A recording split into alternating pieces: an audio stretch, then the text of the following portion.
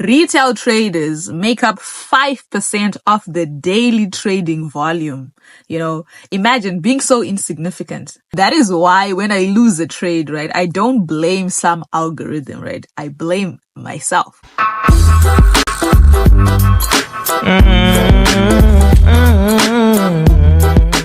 I'm always saying this simple fact that when you sit on a chart, right, you're not supposed to look at the chart and wonder, what should I do here? No, you're supposed to sit on a chart and look at what is the other person thinking? What are other traders thinking here? What is the majority, looking at on this chart, right? Not what you are biased towards. You want to think, like everyone else, and then just don't do what everyone else is doing.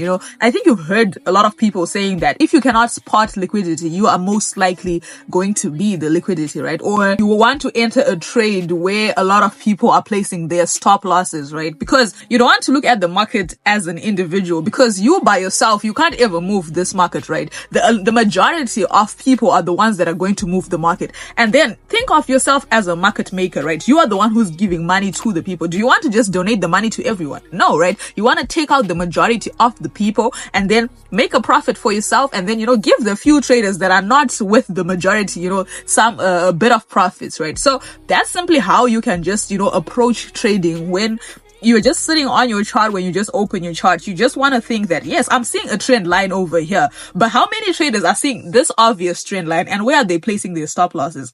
Most times people like to place their stop losses right above the swing highs or at institutional or bank zones, right? And then this is why you see us always targeting those zones to trade during the New York session. It's so simple. So in this video, I'm going to show you a simple strategy that I use to capitalize on Nasdaq with just one single trade. And the fun fact is we're actually still in the trade right now. It's looking absolutely beautiful, and I think we are actually going to add positions here. It's sitting at a zone that a lot of eyes are targeting, this zone right over here. As you can see, like a lot of people here will be thinking to go, short, to sell, and put their stop losses right above, this swing points or these equal highs or low. But then we're already in the buying positions and we're not thinking about that. But before we get into every bit of the video, if you're new to the channel, welcome. We trade Nasdaq over here. If you're returning, welcome back. You already know what's up. Don't forget to hit the like button, turn your post notifications, and subscribe to the channel, because when we hit 10,000 subscribers, I am going to be doing a little giveaway, funding 10 different accounts and giving 10 different subscribers free mentorship, right? And you don't want to miss that. Now, when we made the weekly analysis, I said that the Nasdaq was starting to pull back, and the question was whether or not it's just a little pullback before we push up to the top, or if the market could actually, keep pushing lower, right? Breaking all these zones. So you already know that we made the weekly analysis. We were around about these zones and we looked for price breaking this particular zone and targeting this next zone. And I was guiding you guys through each and every single move. And I did say, just as simple as, I am drawing these lines right now, it's exactly how it was on the weekly analysis. If you can go back and check it out, we were looking for the market to break this zone or reject right at this zone, right? If this candle had broken out and closed out of this zone, we were obviously going to ride this sell down to the bottom, but then it did not actually do that. You can see that it has rejected, and then we can see that it was a little, pull back before it starts moving to the upside, right? So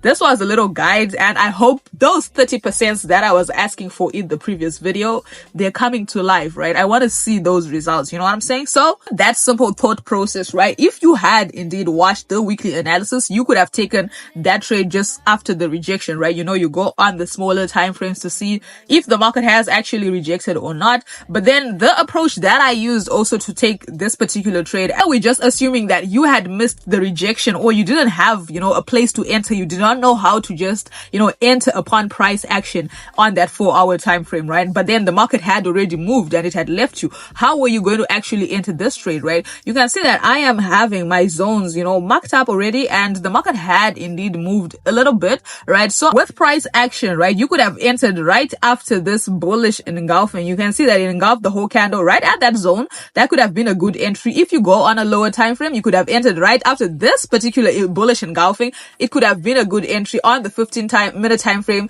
You could have entered right after this. You can see that if you go on lower time frames, you get even a better entry, right? But let's just assume you did not. Like, I hadn't entered at that particular zone, right? Because it was kind of like a little shaky for me, and it was actually really late. I don't trade like at that time. So I took my my trend line as usual. Simple analysis, nothing too complicated. You know, we want to go body to body when we are drawing our trend lines, or week to week, right?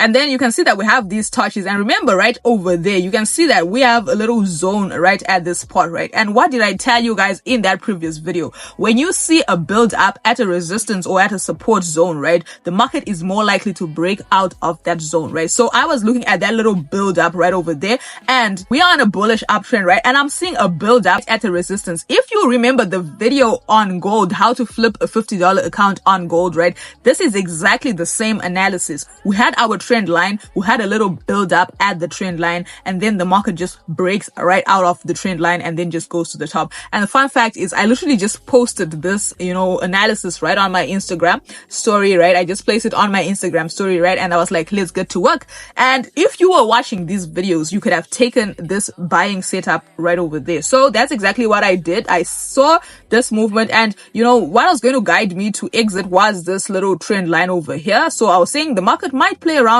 at the zone, you know, and then if it breaks the trend line to the bottom, right, I was going to exit. That was my stop loss, right? I didn't want to go back down with it. So that's exactly why I ended up taking this buying, you know, trade right over here.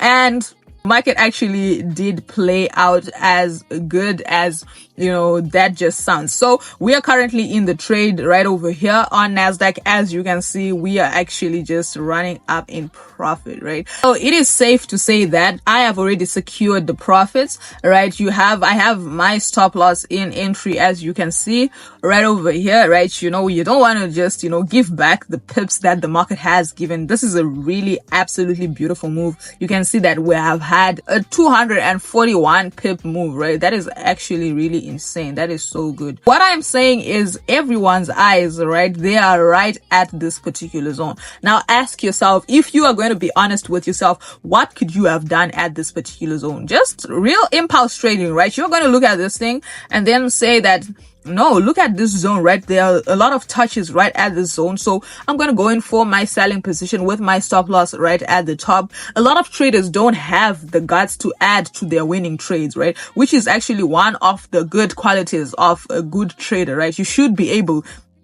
you know, trading shouldn't be comfortable, right? You shouldn't be comfortable. If you are really comfortable with trading, you are not going to ever, you know, experience the full potential of what trading can actually do for you, right? And then we have those traders that are in the buying positions, or those that are targeting these highs because they probably think this is liquidity, right? And then they want this liquidity to get swept out of this zone and then go up to the top after it sweeps everyone out, and it'll probably find a place to pull back down if it wants to. So at any support and a resistance zone, always going to be two possibilities of what the market can actually do, right? So I've already updated everyone in the free signal group. If you're not in there, I don't know what you are doing, but I gave them, you know, an insight of what my position is looking like. You can see this is the trade that I'm in, and you know, if you actually want to capitalize on such good setups like this, right, I have this as usual. You know, the question stands: do we break the equal levels or do we reject them, right?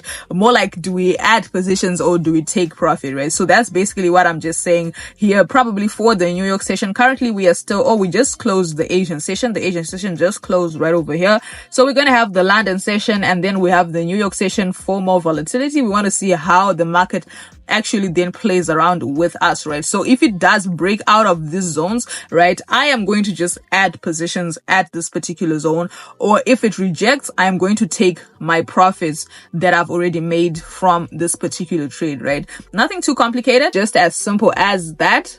Right? But if you did enjoy that video, don't forget to hit the like button, turn your post notifications, and subscribe to the channel. You feel me? With that, it's been Tino, and I'm out. Peace.